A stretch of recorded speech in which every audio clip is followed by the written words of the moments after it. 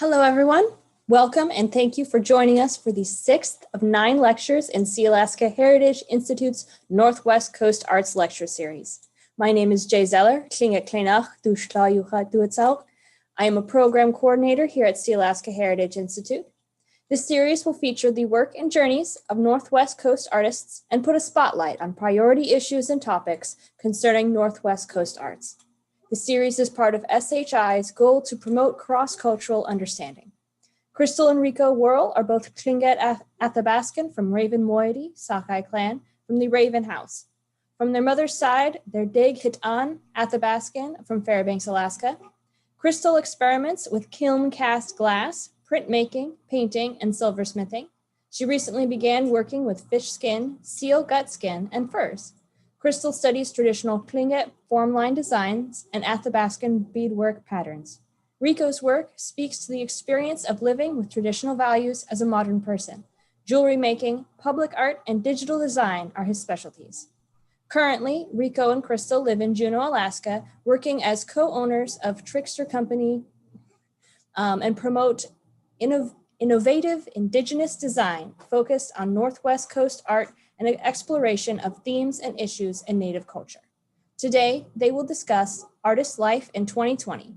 As you watch the lecture, we invite you to submit questions in the YouTube comment section, and at the end of the lecture, we will ask them your question. And without further ado, I would like to welcome Crystal and Rico Worl. Hello. Hi. Kakia yukhat duasak yesh ayakhat shukahadi nakhatsati ahna dakahidi yeshet shangukhidi yadi ayakhat qanana nakhatsati. My Tlingit name is Kakia and my English name is Crystal Rose Dementive Worl. And this is my brother Rico. Sana yukhat duasak shukahadi khatsati ahish hat shangukhidi. My Tlingit name is Lanats, and my English name is Rico. Thank you for having us. And I'm just switching over to the PowerPoint we have.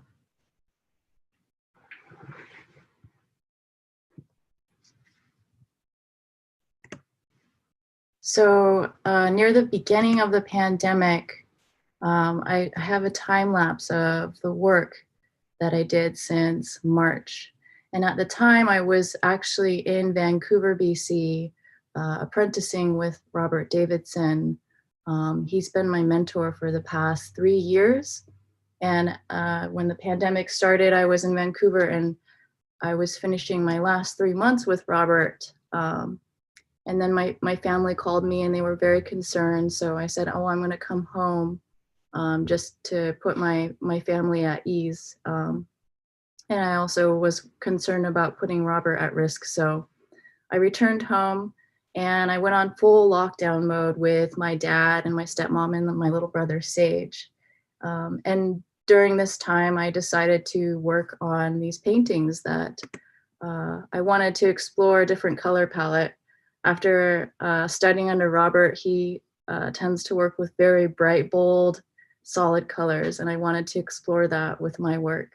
And I was excited to start working on pieces after working with Robert. I had just, Robert would call my eyes new eyes. After I studied with him, I started to see form line differently, and it completely changed how I look at our artwork and how I draw and create our work as well. I also did this mural at our warehouse. Our Trickster Company warehouse is located in Anchorage. And at the time, during the first lockdown, I isolated with my family in Anchorage up until May. So that is, there was a certain point where I was kind of feeling this depression from COVID happening, the loss of a family member due to COVID, and all my shows being canceled in 2020. I had plans to go do an artist residency and a show in London. And with all my shows in art markets and Indian market being canceled, it was kind of like, well, there goes all my income. I'm a non-essential artist, it kind of just weighed me down in the sense of feeling this hopelessness and feeling like, what am I going to do? I'm going to have to rely on, you know, working more with Rico and with my family on taking care of things. And so I'm very blessed that I have family that I live with and that I can feed my family and myself by being, you know, subsistence. We have food, we have deer. So I'm very blessed that we are in a position that I will be okay. And at the time, in March, April, I started looking to where I could find opportunity. What can I do as an artist in my position to help with the pandemic? Obviously, I can't be in the front line. Staying at home was a part of it, but that feeling of being locked in and not being out in the world was difficult for me. So I found this website called Amplifierorg, and they had a call for art for public art safety. So I jumped to it, and I ended up collaborating with Hune Lance Twitchell on creating a series of public safety posters that are bilingual. So Hune helped with the translations of these posters, which were selected and made it onto amplifier.org. So when you go to amplifier.org, you can find a whole bunch of artists that are on there that create art towards public safety and global movements. They have free posters that you can download any one of these posters from amplifier.org. And they represent hundreds of artists who are from all over the globe. So Gunchish Hune for your help translating. After doing that, it sort of opened this doorway. Being on amplifier.org, there are third parties that go to that website to find artists to collaborate with on certain projects. Jupe Inc. is a company that creates emergency care units.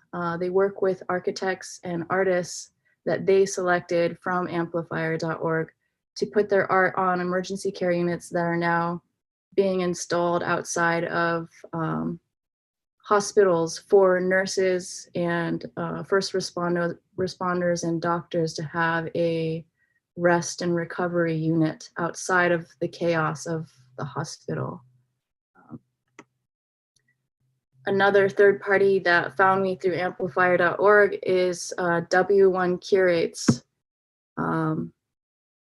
They own a building that's downtown London on one of the busiest streets, and they have this really cool series of projections they put on their windows. And ironically, I was supposed to be living in London right at the same time, but of course that was canceled. But my artwork still made it to London and was being projected on the street. So that was really exciting to, you know, I really wanted to manifest making my life in London as an artist, and my art still made it there, which was really incredible. Another thing I decided to work on during this year was making masks.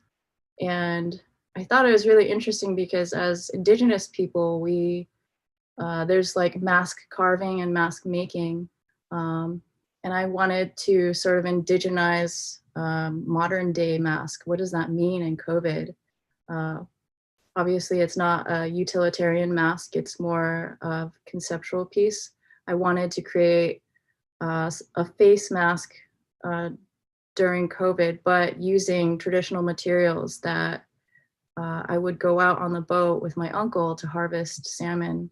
So the material here is sockeye salmon.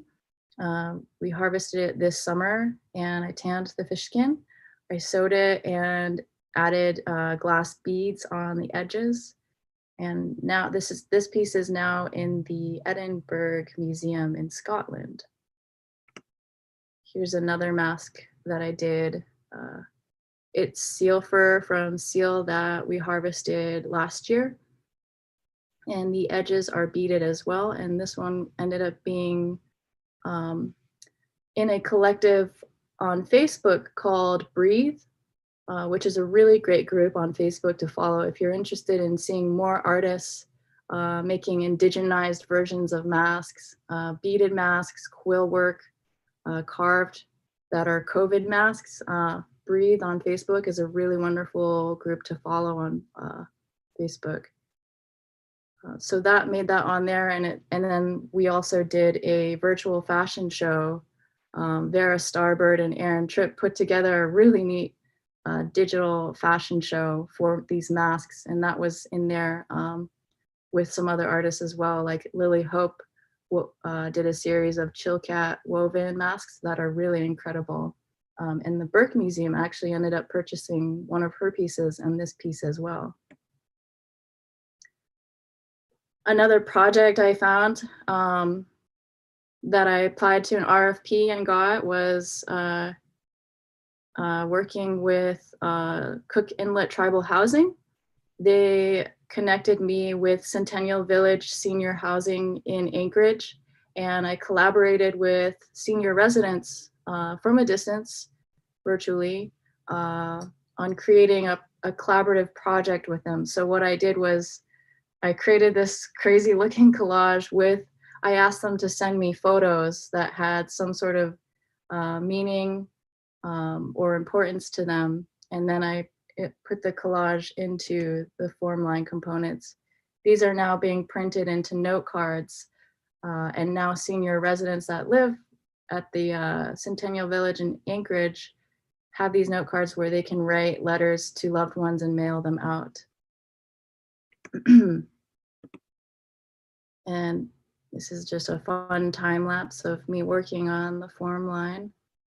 This was a really, really great project doing in Anchorage because, again, it was something I could do in my position to collaborate and be involved with senior residents who were feeling, I imagine they're feeling very lonely and isolated. So it was just really an exciting project to work on. So this year has been, I've really focused on moving towards public art. And a part of that is because Rico has worked in public art, and I sort of followed in his footsteps of wanting to move in that direction, and seeing his work inspired me to want to start applying to public art RFPs. So I saw an RFP that Juneau Unity Group put out for this, and I applied and heard back fairly quickly, and the turnaround was really quick, and it was me that was selected and Mary Goddard, who is also an incredible Tlingit artist and jeweler based in Sitka. So we each got to design one side of the ambulance. This is my side. That's a fun time lapse, which was really fun working with her. We wanted to create a design that first responders and EMT and firefighters and people working on the front line would feel a sense of pride and connection with their community. And then two, we also wanted people who are being helped by first responders to feel safe and feel they're being taken care of by EMT and first responders. And in this, it's like a box, and we studied box designs to inspire the strip that goes through the middle of the ambulance. And it just ended up working out really well. So we're hoping that it will inspire other communities to do similar things with other artists in their community in terms of putting designs on ambulances and fire trucks. My most recent project was working with Wells Fargo and other Indigenous artists on creating a piece that is now on credit cards. This was a really awesome project to work with, and I really admire the other artists. So if you are a Wells Fargo customer, you can order any one of these cards, custom made cards, and mine's the one with the hot pink. what I'm working currently on now is I am in the midst of fundraising and planning to do a mural of Elizabeth Prattovich. 2 years ago, Pat Race approached me and proposed the idea of doing a mural that commemorates Elizabeth Prattovich. So thank you, Pat, for approaching me and working with me on sort of making this vision come through. Elizabeth Prattovich is also Tlingit clan, and I really want the form line to focus, it be her portrait, but also have form line of either raven or salmon, something similar. So this is just a very simple mock-up that I was having fun with, but I'm hoping for spring 2021 to have a wall that is prepared and ready to paint this on, and that is in the works. So on to Rico Worl. Hi. So a lot of the transition into 2020 was like it's pretty dramatic. I'll go later. I'll go kind of more into. We'll go into stuff that we did as our pivot as Trickster Company, which also kind of affected work for both of us and the way that we worked. For me, it was a lot more kind of internal refinement and exploration. There's this meme that I reference all the time now that's like going around where SpongeBob is like the whole city is on fire around him and he's like yelling, "Who wants to buy some jewelry?" And so it feels kind of like that. You are SpongeBob. So I've tried to, like, with the jewelry, I've tried to keep refining it. I've tried to take the time to refine some skills, such as getting better at soldering, trying new directions with the form line that I am working with. The eagle design on the left, I should have posted another angle of it, but it's sort of more of a mix of a little bit more traditional form line mixed with broader strokes of line work, patterning that I've kind of mostly done in the past with my jewelry. And then on the right is a bolo tie, and that sort of came out of some inspiration from my partner. She is Diné Navajo, and her uncle's a jeweler, and he actually did the leather braiding on that, and he gifted that leather to me, so it was a chance for me to kind of make something out of that and learn a little bit from him. And the second thing I've been trying to do is really integrating a little bit more technology that I've been practicing into actual, bringing it into the actual world. So the brush on the left, again, I should have posted another angle, but it's actually a pretty thick piece of metal it's 9 gauge, I think is 3 millimeters thick. So it was especially hard to work with. Usually I work about under 1 millimeter is the metal. So I used a CNC machine to help me kind of mill out the shapes. And so I had to learn how to refine the skills that I've been developing to use that machine to not mess it up. And then the one on the right is practicing just kind of more traditional using the saw to create form, to cut out the forms. Yeah, so I'm trying to get into like other things as well. Stone setting, which I don't quite have anything I'm ready to show yet, but it's trying to make the opportunity to develop skills has been a big thing for me. And then continuing on the kind of concept of the,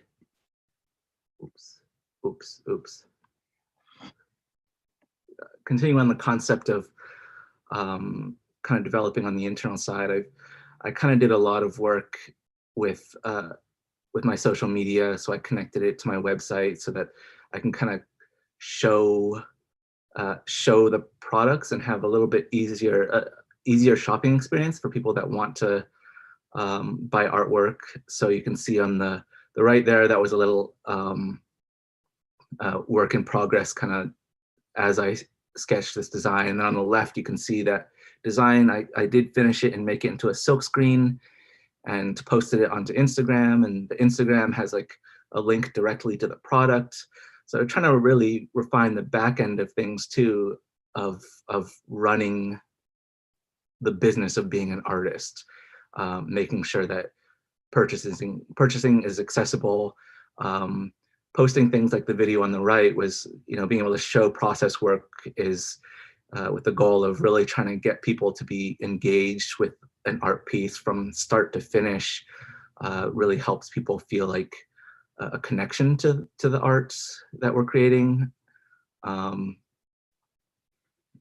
Yeah, so I'm doing a lot of those kind of posts, and I don't have a lot of them that are still up there, but I try and post things in stories most days.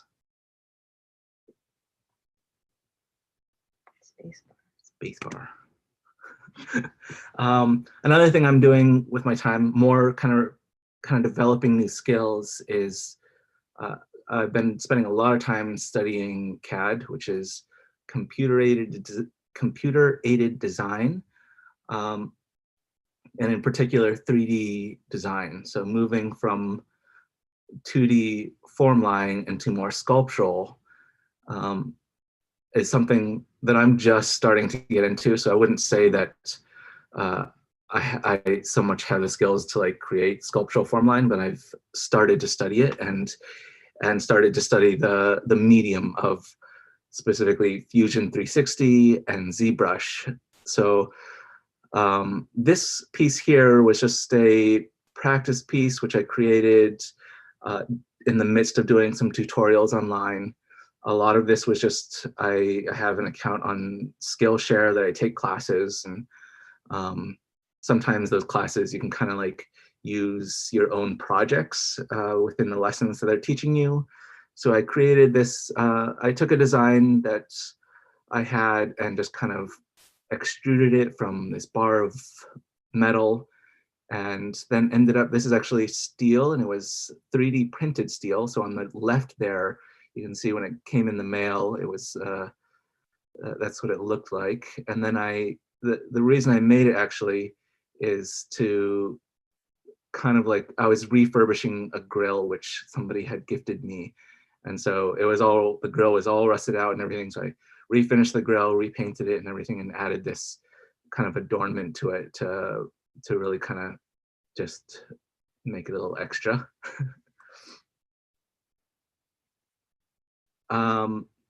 So this video is kind of a process of more CAD work. On the bottom left there are that little metal piece on the shoe, is they call it a Dubray or a lace lock or a shoe tag. It's, yeah, Dubray is an interesting word. It's actually, the word came from, it's actually I think it's a Scottish slang word for thingy. Like the person that actually first created the Dubray and put them on shoes worked at Nike, and the Scottish guy, and he like couldn't think of a word what to call him. So he was just like, he just said thingy, Dubray, which is in Scottish slang anyways. And so it kind of stuck and it's become this technical term for this specific shoe adornment. So this video kind of is going through the process work of me creating my own Dubray, and you can kind of see I'm like really able to like move all these parts and design each part very specifically. I started off, the first scene was in Adobe Illustrator where I created the form that I wanted, which was very ovoid inspired, and I brought it into Fusion 360 and then kind of CAD'd it out into its full 3D form. Here I'm kind of creating a drawing, a technical drawing of it, so I can later I'll print that out and be able to draw onto it to kind of figure out what I'm going to engrave on the top. So we're back in Illustrator. Oh, this is Zbrush. So this app is nice for like kind of getting a little bit more organic with it. So this is about where I'm at right now in the project. So it's oh, next. Oh yeah, spacebar. So this is what it looks like now. And so what I'll do in Zbrush is I'm able to work more organically, and I can actually emulate what engraving looks like on here. So I can digitally kind of engrave onto this piece. This will be helpful in the future. Kind of what my goals with this are one, it allows me to do digital prototypes, so I can kind of create a sculpture or a piece of jewelry and mock it up and show it off. And if there's not a market for it, I don't have to spend the money to have it produced. You know, I'll lose the time, but I won't lose as much money kind of experimenting. The next thing it allows me to do is to reproduce things. So I can actually, like the grill, I can actually put a design on there and extrude it out. And when it's 3D printed, it'll be reproducible at scale. So I can sell them at a more affordable cost. And I can also go the other direction and make it more extravagant and say like set it up for stone setting, make it a very unique one of a kind piece, alter the sculptural elements of it. So it really allows me a flexibility of creating products across a broad range of marketable prices. And that's something that's especially important nowadays. You know, like it's important to be able to make small things that people still want to support artists, so they can only afford to buy smaller. But you've got to be able to cover all the bases. You should do planters. That would be cool. Plants. You guys see my plants? I think we're on screen share, so they can't see the plants. Oh. And the other thing I've been working on, which I just launched last night, is well, I've been working on these for a while. These little tiny, super tiny stickers, and so tiny. They're really tiny. And you know, like everybody wants to be able to collect stickers, but like everybody's water bottles are filling up with stickers. So the tiny stickers are for like in between all the other stickers you got. So, but what I wanted to do with this is I wanted to make more, and I needed a little bit more structure. I think one thing that I've struggled with during COVID is the idea of structure, because I'm like in my house for like weeks on end. It's hard to have, you have to be really strict with yourself and set deadlines. And so I think I created a Patreon account with the purpose of adding a little bit more structure to my month-to-month kind of schedule. So the goal of the Patreon is I'm going to make a new tiny sticker design every single month, once a month. And the people that sign up for the Patreon get them at a discounted rate. They get access to what I'm kind of calling like non-prime work or prototype work. So the jump prints that which was the salmon print I was kind of showing earlier. During the artist proof run, there was a few that were like, they're very nice, but they're not like, you know, they're not the prime work that I would like to have represent my artist proofs. But they're so I'll post those ones as sort of like early access pieces at a very much lower price, so that people that again, making artwork accessible across various price ranges is something that really helps give more people the opportunity to support us. So I'll have a limited run of a discounted version of that jump print before the the final run. And those are kind of things that are accessible first to the Patreon supporters. Patreon is a program where you kind of subscribe to an artist, and you pledge a certain amount every month, and in turn there's certain reward levels. So the reward levels for mine are like access to those non-prime works and to the stickers, and to process work that I'll be posting over there. And this is another work, one of my public artworks that went up recently. It's actually one I did a little bit while back, but it just went up this year. But it was sort of it did have an effect on, you know, my following, and kind of helped create a little more hype as they went up. And so it's kind of like the payoff of you know, the work that we've been putting in for over time. They're just generic salmon pieces. I wanted to just, salmon is such a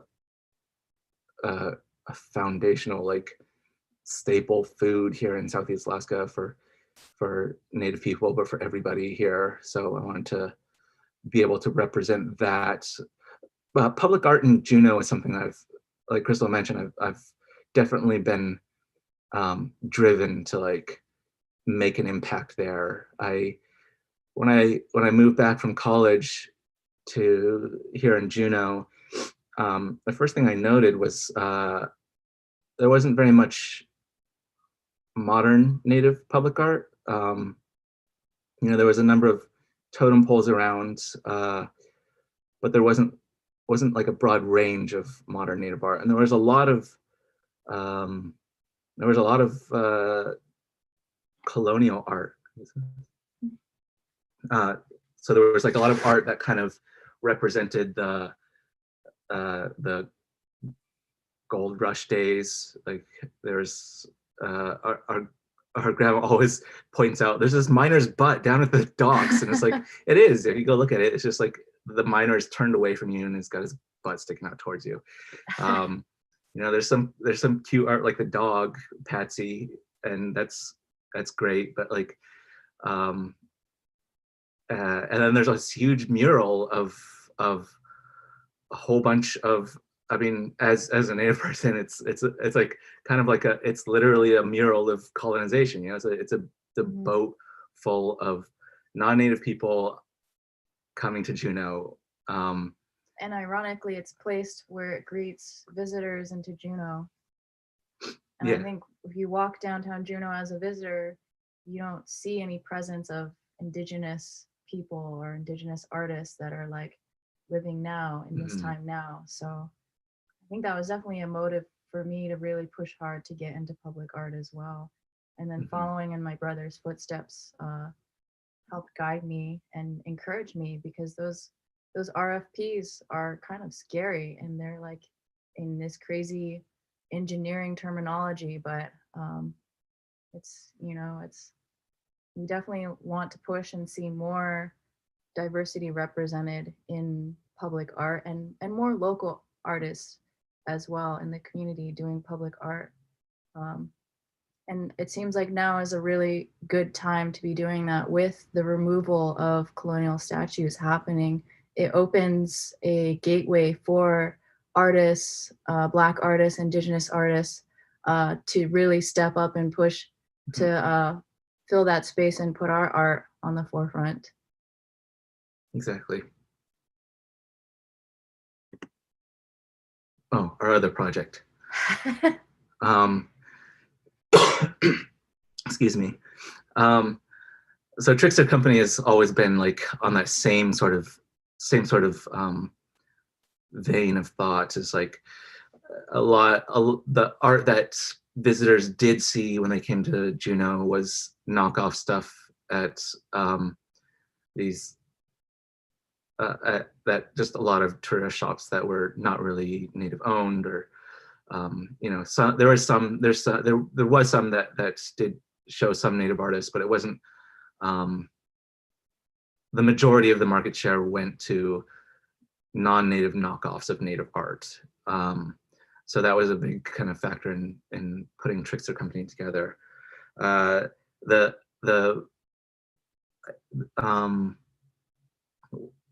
Crystal and I kind of talked about and have been talking about this idea of pivot, and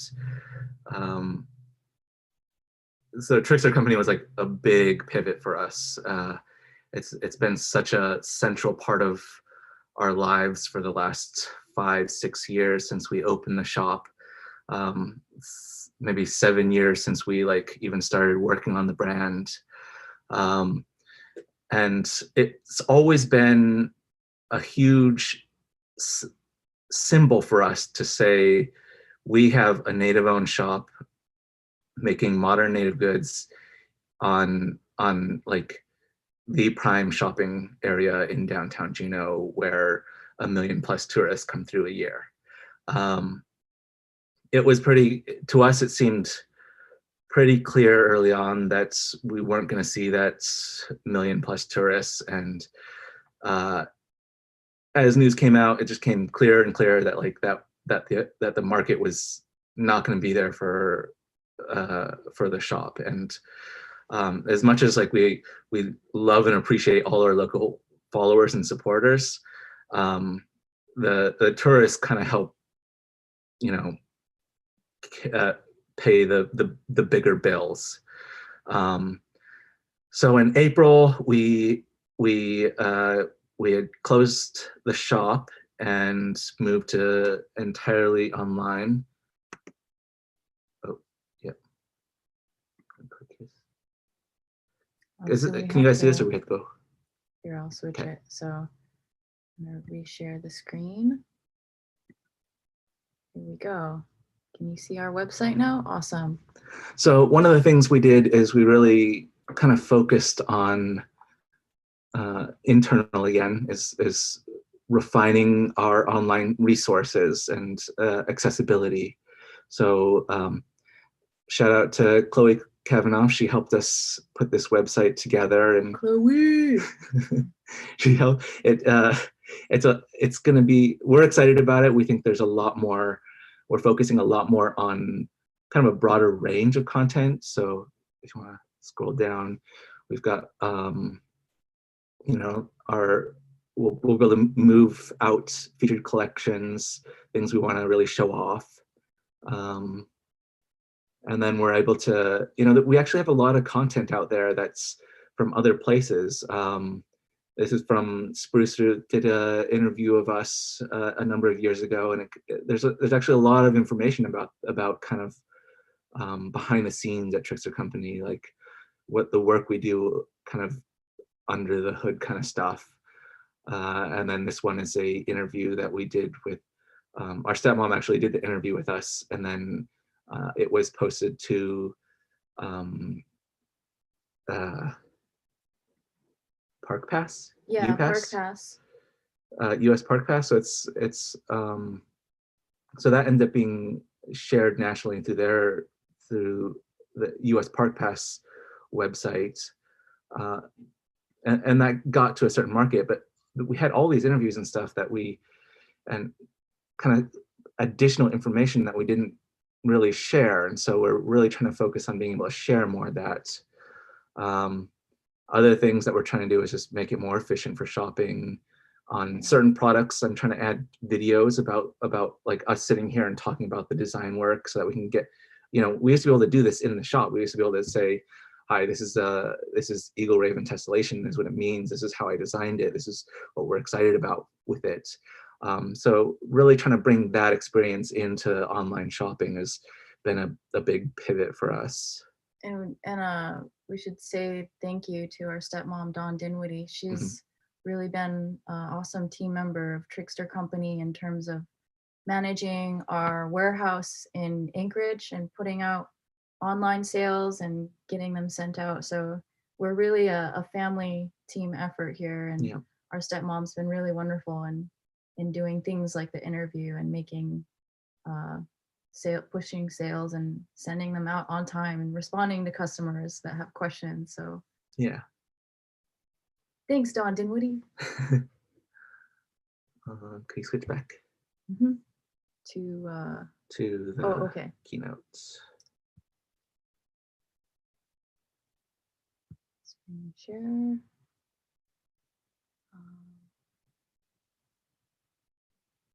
Do you see keynote on there? I don't see it. Oh, Did I close it? oops. Oh no. There it is. All right. Okay. Next slide. Yeah. The other thing that we so in Anchorage, not a lot of people know this, but we've got like a little warehouse with some production going on up there where we kind of manufacture these light manufacturing. We've been doing laser cutting for a number of years, and an investment we made right before the pandemic hit was this, in the middle video there is this printing, t-shirt printing machine. So now we're trying to like make the most of the investment that we had just made, and we're going to try and put out new designs for t-shirts more frequently. Yeah, so that's the most recent one we put out was that jump design I showed earlier, which I translated from a silkscreen over to a t-shirt design. One thing that we have coming out as well are new mask designs at Trickster Company. The one in the bottom right corner is one we currently have, and the two black ones are ones that will be released before Christmas, coming up very soon. So that's really exciting. Another product that we just came fresh off the press is new basketballs. This design is called Eagle Sunrise. And I actually started designing it last year, but it takes us, each product could take us up to a year to produce one, because again, we find the template of each product and design each panel of the basketball. It's takes time to do prototyping to ensure the quality and the placement of the form line. This one's a really limited run edition, but what's great about this is that we collaborated, Trickster Companies collaborating with Baden, who makes our basketballs. So every basketball we sell, $5 are donated to a camp program that is for youth in our community. This is a sneak peek of our soon and up and coming basketball, and it's called Midnight Beasts, and they're formline creatures that are raving. So I think to add on to why we're showing you those is kind of representing the idea that we have to keep the hustle up as artists and continue creating new things, creating new excitement. And that's another way that we've been able to kind of hold ourselves up during 2020. Mm-hmm. So thank you all. Yeah, thank you. And I think now is a good time if we have any questions. Follow us on Instagram. And check out Rico's new shop at Rico's Instagram. And let's go back to the Zoom. All right, thank you very much. We do have some questions. Our first one is, have you started any new mediums or picked up any new skills while in lockdown? Yeah, for me, the major one is 3D computer-aided design. Like I've been spending a lot of time just trying to learn Fusion 360 and Zbrush. Mm-hmm. I think for me, it's been a big year in terms of shifting my career into public art.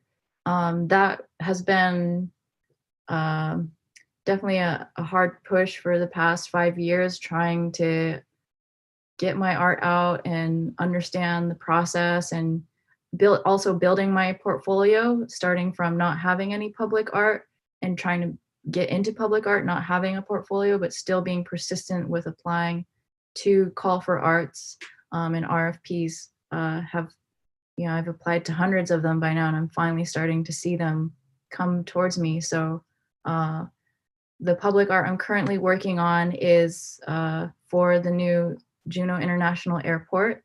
And I'm also on a huge learning curve with this mural with Elizabeth Prattovich, because working with Pat has been awesome and wonderful. And we walk downtown and we see these walls, and we want to put more color in downtown Juneau.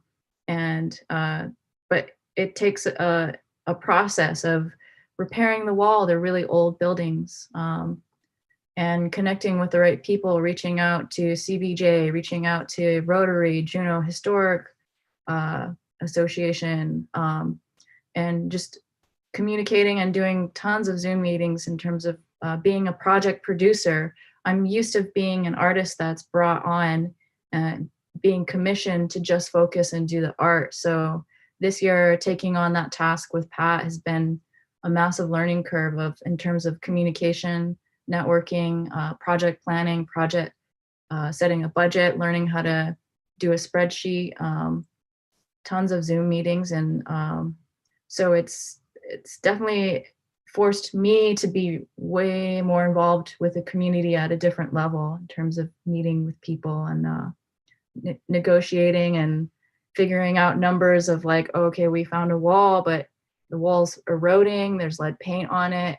I have to figure out the dimensions of the wall, like the scaffolding, hiring people to fix the lead paint that specialize in safe removal of lead. So there's been a lot of turning points in terms of 2020 for me as well, in public art and being a project producer. So it's really exciting to have it come along, and I'd love to share more on our Instagram of that process, and eventually share more of images of the mural coming together.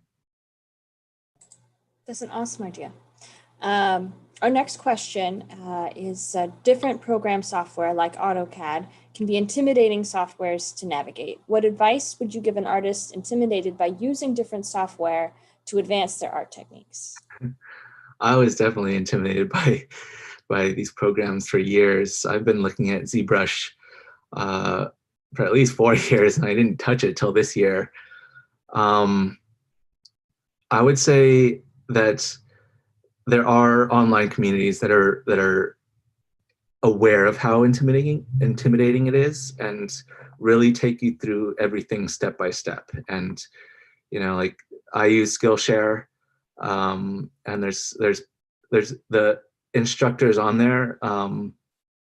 They're pretty responsive. Like if you get stuck, you can ask them, and they'll give you feedback and help you solve the problem. Yeah, just start watching some of those videos, and YouTube too. There's a lot on there too. Yeah, I feel like that's how I've been learning a lot of things on my own, is YouTube. Mm-hmm. Mm-hmm. And you're not gonna learn it like overnight. I've been working on these for months, and I don't have anything that, I mean, I did show a few things, but those are the things that like took months to even learn how to do those very simple things. And so, be easy on yourself. Yeah, it's easy to get frustrated. I definitely have done that with Adobe Illustrator, and it's a continuous learning curve. Like I feel confident in some days with Adobe Illustrator, and then other days I can't figure out the masking or one tool, and it can be pretty frustrating. But just being patient with yourself and taking the time to be like, okay, I'm not finished with this piece yet, but it's going to take time to study and learn how to get there and practice building that muscle memory of how to do a masking or a clipping or whatever it is you're trying to achieve with the tool. Speaking of kind of looking for help there, we have a question of, would you consider hosting the Business of an Artist workshop series that would teach up and coming artists how to be successful? Yeah. A workshop, like a virtual workshop, I think that's definitely would be awesome. speaking of that, I am, as a part of this mural project, I am working to bring an outside artist from Vancouver. Her name's Lauren Brevner, and her partner is James Harry, and he's a Salish artist also based in Vancouver. And a part of bringing them here is, one, they specialize in public art, specifically portraiture of women of color who are leaders and historical icons, and making their portraits into mural scales. So they have a really good following, they know what they're doing. And a part of bringing them here is not just to contribute to helping the mural come together nicely, but also to have them teach workshops, whether it be virtual or by next year, it may be in person. Either way, it will be recorded and filmed, whether it's in person or just virtual, but I'm planning to have a workshop myself, Lauren Brevner and James Harry, to have a workshop on teaching about public art, potentially the history of Salish art up along the coast. So that's in the works. So yeah, we appreciate that, and I think that would definitely be of interest. Sounds awesome. Our next question is, have you both collaborated on a project during COVID? I feel like we're collaborating like constantly, just like, because we're living in each other's spaces and we share studio spaces, so we're constantly overlapping. Mhm. I like literally will like grab his sketchbook and look through it when I need ideas and vice versa. I think, and especially too after my apprenticeship with Robert, you know, before Robert, I was going to Rico for guidance on Formline. And now then, I go to her for guidance. and now we go to each other. Like it goes both ways. So definitely with every, I feel like with every product I design, there's a process of working with Rico in terms of the design, the color. We tag team, like, oh, you design one mask, I'll design this mask. Mhm. You design a basketball, I'll design a skateboard over here. You work with that artist, you work with that person, and then it's a team effort in terms of designing a product, working with a manufacturer, and then coming out with the final product. So even though I designed the last basketball, I still had to work very closely with Rico in the phase of when I was designing on Illustrator, Adobe Illustrator.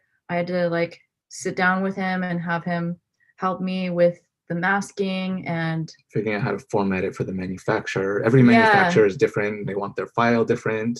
Yeah. So Rico specializes in working with the basketball manufacturer. I more specialize in working with like the yoga mats would be something I would specialize in. So it's constantly working together. I think like too, when I see his designs and him working in CAD and laser cutting, it definitely inspires me to come out with my own collection of things. One thing I did do this year was laser cut new earrings that were actually inspired by watching Rico do a series of laser cutting. So even if it's not like a direct collaboration, it's definitely, our work definitely influences one another, and it also helps generate motivation when I'm dragging my feet or I don't feel like I am doing enough work, or I like feel like I am hitting a dead end. It's nice to see Rico progressing, and it helps me be like, oh, I need to progress as well. So I definitely say the basketball was a collaboration from this year. Also working in public art, being that Rico has been this really great guide for me in getting my art out into the public field is working with him. I'm like, oh, how do I communicate with people? Wait, I have to do what? So he's like, definitely helped me keep a level head with managing a big task like that. Awesome. Our next question is, are there any new mediums you still want to try that you haven't yet? Yeah, so many. Mhm. All of them. I think that's another thing that's been a challenge for, I think, both of us our whole lives is, and that's maybe a part of being an artist, is like we're multifaceted. We want to try everything. And the great thing about being an artist is you can try everything. But again, it's like we try to focus on things, and we'll tag team too. Like Rico, you take on engraving. You get really good at engraving, and then Rico's like, okay, you take on painting. I don't even like painting. You do painting, and I'm like, okay, I'll do the painting. So.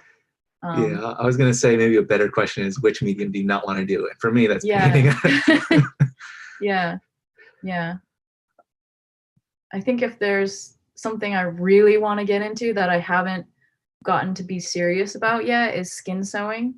I do have, like the training. I feel like I've spent the past decade trying to find the right people to teach me how to fish, how to hunt, how to harvest, how to butcher, how to respectfully resource the materials, and then how to tan them, the aftercare, how to hand sew, how to gut skin sew, how to fish skin sew, how to fur skin sew, and then how to use the sewing machine, the fur sewing machine.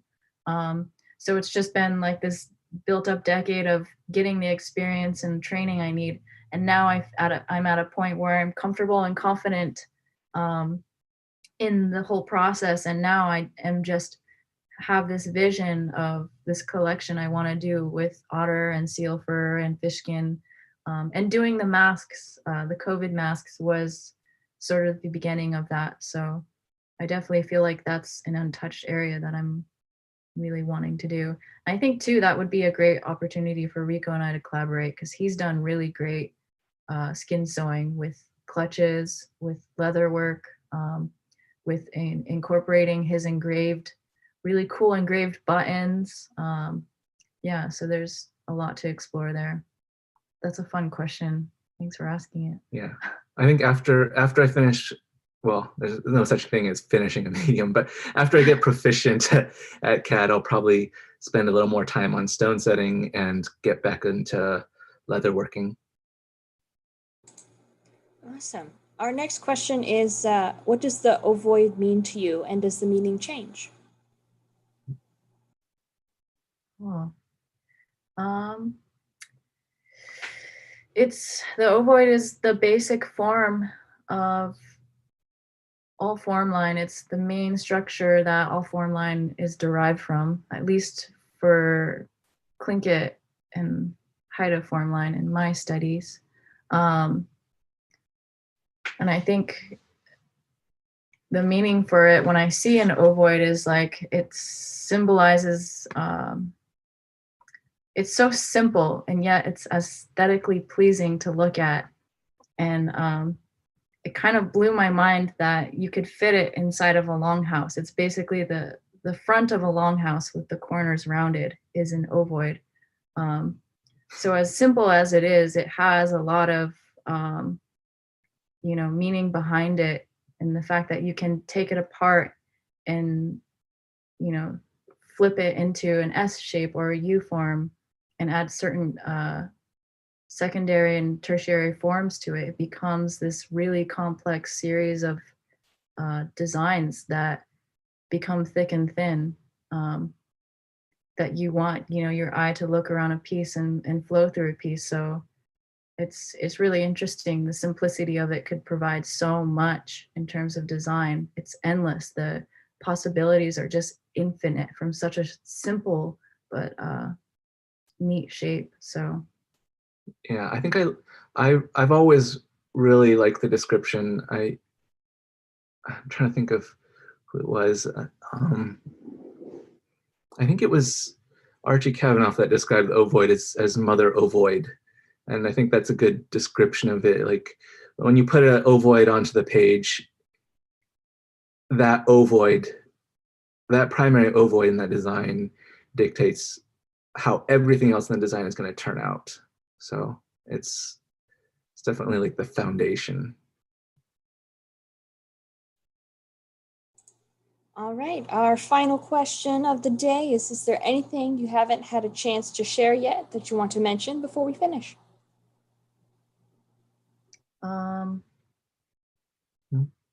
I can't think of anything. Keep on exploring and keep on researching and learning and hustling. Never stop hustling, never stop being open to learning.